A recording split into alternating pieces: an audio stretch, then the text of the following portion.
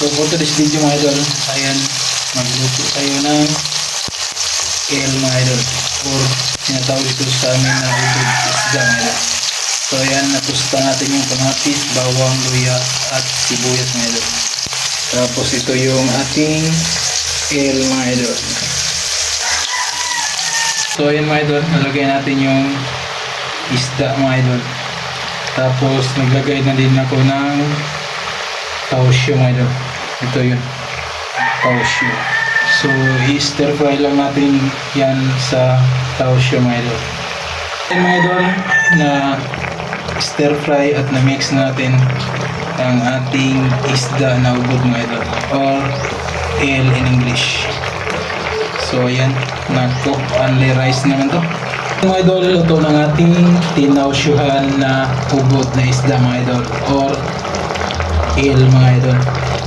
So ilagay natin yung huling sangkap mga idol. Ito yung siling haba mga idol. So ayan. So thanks for watching. Don't forget to like and share this video. Maraming salamat and God bless you all.